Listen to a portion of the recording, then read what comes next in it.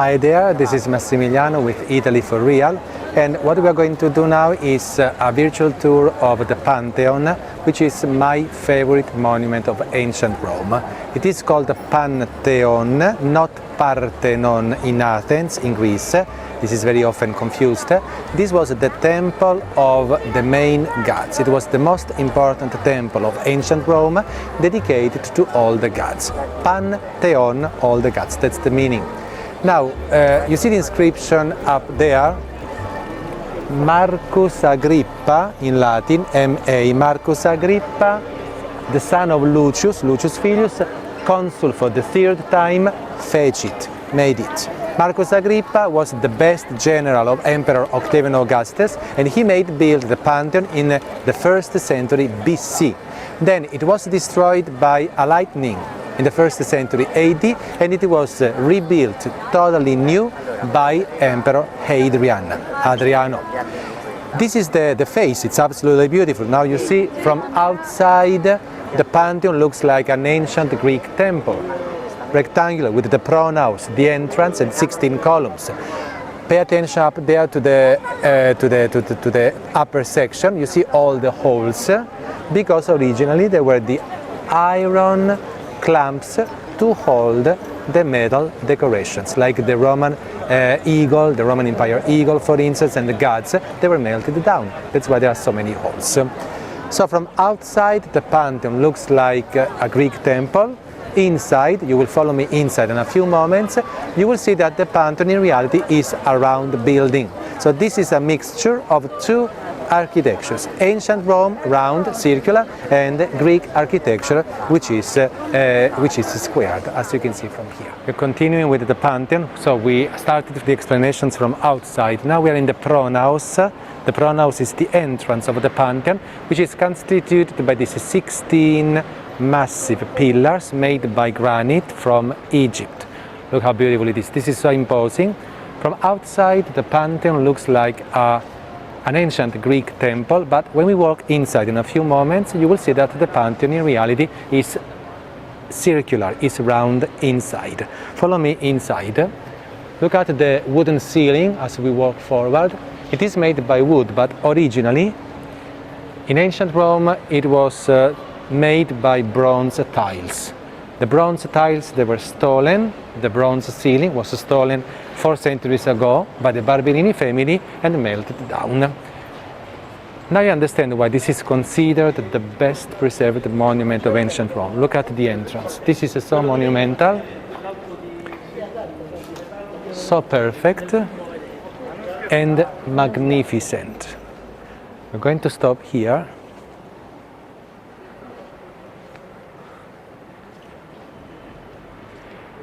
And here you can understand very well why ancient Roman architecture is even today so famous. Architects, engineers from all over the world, they keep on studying the Pantheon. Why is the Pantheon so well preserved? The reason is very simple, because it was transformed into a church after the fall of the Roman Empire. There is the main altar just in front of us. You see the main altar with that Byzantine image of Mary. Now, this is the church of Saint Mary of the Martyrs. Let's work with our imagination. You see Christian statues all around. You see Christian paintings behind us, for instance, okay? Now, if you work with your imagination and if you substitute those Christian statues and paintings with not Christian statues, I mean pagan statues, Jupiter, Mars, Venus, Hercules, for instance, this is the way an ancient Roman temple looked like, because everything here is original, 1900 years old, about, okay? So the original floor, the original paving, with these beautiful, colorful marble slabs from the Roman Empire, the original fluted pink columns.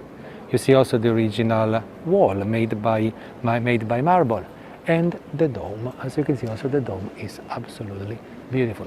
The dome is one piece of concrete. Concrete is a kind of, we call it mortar, it's a calcestruzzo in Italian.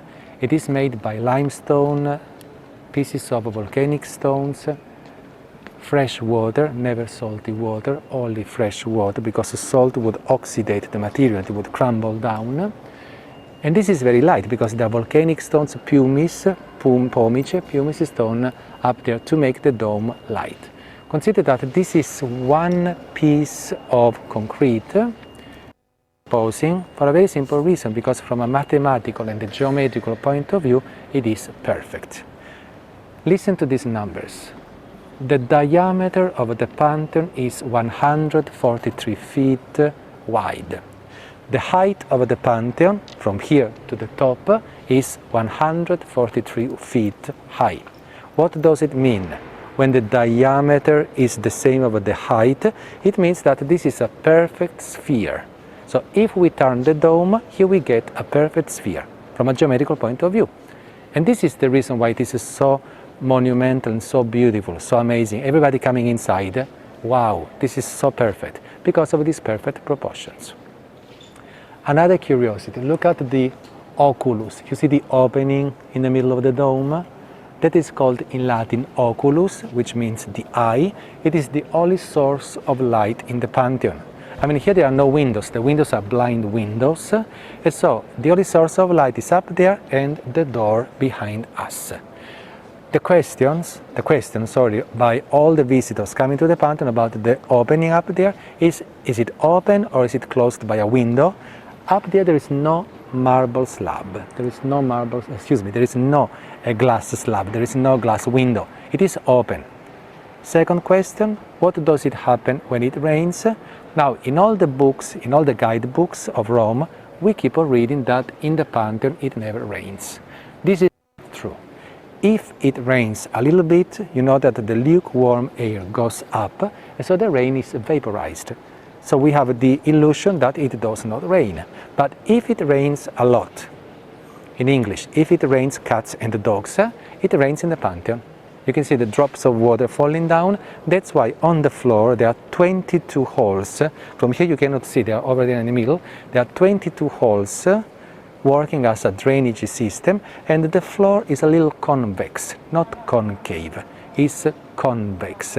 That is for the water to flow, the rainwater to flow through the drainage system.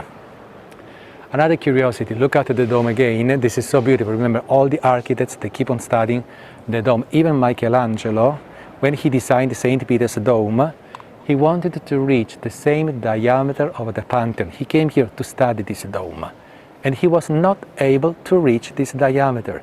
St. Peter's Dome diameter is 142 feet wide. This is 143 feet wide. St. Peter's Dome is much, much higher, 464 feet. This is 143. But you see the diameter is absolutely unique. You see, so huge, so massive. Then pay attention to the sun up there. Look at the sunlight up there. You see, it is in this moment here in Italy, 4 p.m. Every day, the sun at this time is up there. Practically, the Pantheon works as a sun dial. So the sun begins in the morning from up there, from the opposite side. It goes down at 12 o'clock at noon to the door. You see the main door over there at 12 o'clock. And then it starts rising again. So this is a sun dial. But if you came here today at 12 o'clock, the sun would be not there, it would be at 1 p.m. Because now it's summertime. So the daylight saving time, if you come here in winter time at 12 o'clock, the sun would be always at the door at 12 o'clock. So this is absolutely perfect, also from an astronomical point of view. Let's move over there slowly. I would like to show you the tomb of a famous artist, because the Pantheon is a church working also as a kind of a cemetery. There are important people buried here. You see there, that's the second king of Italy, Umberto I, second king of Italy. Re d'Italia means the king of Italy. Down there is Margherita di Savoia, the first queen of Italy. She's famous all over the world because she was the queen of the Margherita pizza. You know Margherita pizza? That was the queen to whom the pizza was dedicated in Naples. And here on the right side,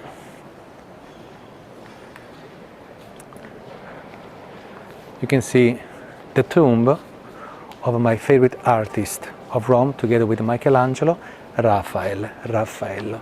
This is where Raphael is buried. If you watched the video about the Vatican, Raphael's rooms, we talked a lot about Raphael. Raphael's portrait is up there in that niche. You can see that's Raffaello, famous all over the world because of the beautiful Madonnas, because of Raphael's rooms in the Vatican. At the age of 37, in 1520, he died.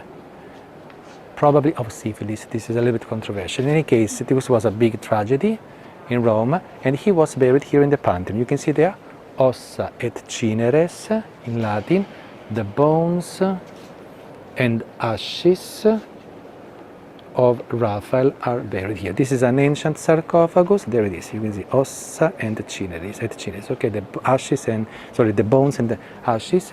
So this is where Raphael was buried, in an ancient Roman sarcophagus, because he loved ancient Roman archaeology, and he was buried here. Up here there was, they put this statue of Mary by an assistant of Raphael, and there on the right side there is an empty niche. It was supposed to hold the bust, the portrait of Raphael's fiancée, the girlfriend, called Maria Bibbiena. She was the daughter of a cardinal, but it was never put there because Raphael, in reality, he was not in love with that woman. He was in love with La Fornarina, with a beautiful woman, the daughter of a baker. Fornarina means the daughter of a baker, making the bread, and that was the real love of Raphael. Okay, this is the tomb of Raphael. Remember, he's one of the most famous artists.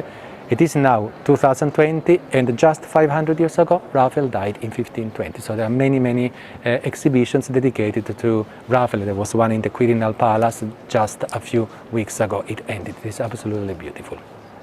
Very well. And now we finish with the Pantheon. We just came outside, but we walked a few minutes to another monument which is a little bit hidden, but I find it very interesting because this temple was dedicated to Hadrian, Emperor Hadrian, the same emperor that build the Pantheon. And look at this temple. Only the right section, the right side of the temple survives. You see all these fluted columns. The cella, the holy chamber with Hadrian's statue inside, is this one in front of us. And at the base, pay attention to the base down here. Here you can see very clearly how deep ancient Rome was. Ancient Rome, 1800 years ago, was that deep. Then, during the centuries, because of the floods, because the drainage system did not work, and so on, the layer of Rome grew so high as it is today. So today, this is where we are. But ancient Rome was that deep. And even the Pantheon was seen by the ancient Romans from down to the top. So there was a monumental staircase in front of the Pantheon. So Roman people saw the Pantheon from down to the top. It was much more monumental than today. And so, thank you so much for joining me on this virtual tour of the Pantheon with Italy for Real.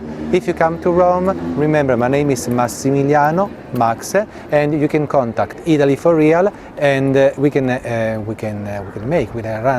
arrange a private guided tour here with me in Rome. Thank you so much, and arrivederci. Bye bye.